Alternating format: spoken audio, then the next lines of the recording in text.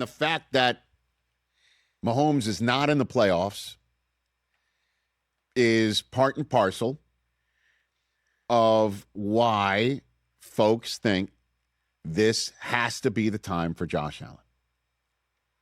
This has got to be it. And first up for Josh Allen on the playoff road in the wild card round because he didn't win the division for the first time this decade. Last time he was on the wild card round road was his first crack at it when he went into Houston and damn near shocked Deshaun Watson and the Texans, taking him to overtime, a game that looked like they had won until some crazy-ass holding penalty got called on him. And he's taking on a Jacksonville Jaguar team that had won 8 in a row. And in that streak, the Jaguars were winning their games by an average of 19 points a game. 19. And in that span, Trevor Lawrence had beaten the quarterback sitting at home on a bye week in his house in Bo Nix. In that span, he had also beaten the quarterback 7th seeded in the playoffs in Justin Herbert. Curb stomped them in Jacksonville prior to the Texans going on their run. Trevor Lawrence beat C.J. Stroud, who's going into Pittsburgh tonight with the longest win streak currently in the National Football League. The Texans won 9 in a row, although Davis Mills won a handful of those. But I think you're picking up what I'm putting down is that the Jacksonville Jaguars were a stout opponent, certainly for a Bills team that is kind of wild to be on the clock for Josh Allen in terms of his best chance to supposedly win a Super Bowl. Because I think if you asked Bills fans, Josh Allen's had better teams than this one that got bounced by Mahomes. That if he only had those teams now, combined with the fact that Mahomes isn't there, well, then look out. And to that, I would basically say, if that was the case, he might have been at home yesterday, not on the road, with all due respect to the 14-win Patriots. So put it all together. Kind of not fair to say to Josh Allen, this is it for you, pal, because there's no Lamar, even though he's beaten Lamar in the playoffs in the way that Mahomes is. He stands in Lamar's way in the playoffs through Lamar's career in a similar way that Mahomes has stood in his for Josh Allen. But they're not in it. Burrow's not in it. Again, this decade, 2 guys have prevented Josh Allen from getting in the Super Bowl. Burrow once, Mahomes 4 times. 4. Neither of them are in it. Yep. So, what now? I'll tell you what now. No James Cook doing James Cook things because the Jaguars have the best run defense in football. Take him out of the equation. What now? I don't know. There have been many, as I pointed out to start this segment, many hair-on-fire moments over Wild Card weekend. If you made a top 5 list of hair-on-fire moments, where would it rank for a Bills fan to watch Josh Allen enter the blue tent in the first half yesterday? Ooh, I was like, whoa. Okay, so this whole thing just sort of like the Shining moment where Scatman Crothers travels the entire country only to get, spoiler alert, an axe in the chest. So the Bills season, this entire thing led up to Mitchell Trubisky having to win a playoff game for us, huh? Like there was a split moment, I imagine, for Bills fans to be sitting at home watching that against the Jaguars team that, again, 2 months of steamrolling it. Well, then the rest of the game played out. I mean, Josh freaking Allen is something else. He just will not give up. And yeah, with the whole business of who are his weapons, you take James Cook out of the mix, which the Jaguars did. He had just 2 catches for 5 yards, 15 carries for 46. James Cook was a non-factor. Yep. But you know who was? Not just Josh Allen. Khalil Shakir. They targeted him 12 times. Do you know how many catches he had? 12. He was 12 for 12 in terms of targets and catches. That's a career high in receptions. That's the most by a Buffalo wide receiver in a playoff game all time. He showed up.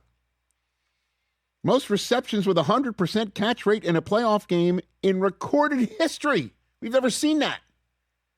Josh Allen put it right on him. And then, of course, he hits the end zone twice, too. Josh Allen. He scores twice. Hey, kudos to my guy, Gerald McCoy. That's what he said in segment 2 of Game Day Morning on Sunday morning. Hey, can the Jaguars take the run game out because they got the best rushing defense in the NFL? And his answer was, they could take James Cook out, but there's Superman running the ball too there. And he popped 2 in, including what appeared to be one of the greatest tush-push moments in the history of tush-pushes in the NFL. Have we ever seen a tush-push run in from about the 12-yard line? Because that's what happened until after further review, they put him down at the 1. And Jacksonville had no choice but to let him score. And then the defense did the rest. Trey White, what a game he had. Yep. He was remarkable, too. Brandon Cooks became the first player in NFL history to have 50 or more scrimmage yards in a playoff game for 4 different franchises. This guy's a hired gun, huh? Patriots, Rams, Cowboys, and Bills, who are now 19-0, were leading at halftime since the start of last season. I mean, so now the Bills go into Jacksonville. They take some good shots from Parker Washington, who had a really nice game, and held Trevor Lawrence to 18 of 30 on the day, barely cracked 50% on the completion percentage, picked him off twice. And you look again at the Bills, it's just like the sum of the parts, and they got the greatest part in the NFL too, arguably. And they did it again. So they win their first road playoff game since the 92 AFC Championship game. It's their first win as a wild card team since 1992. And it's the 4th time the Bills, since the beginning of last season, break up a team's winning streak of 8 or more games. They don't care. They do not care. And now they're coming for Denver. Let's go. Now they're coming for Denver. Let's go. It's going to be great. Yeah. Bills at Broncos. Coming your way. Divisional playoff round. And I'll tell you this. I'm sure when that result finally hit, Sean Payton was sitting wherever he was going, oh, okay. Maybe he texts Vance Joseph, are you ready? Because here comes Josh, who had this to say afterwards about the journey molding the team for this moment.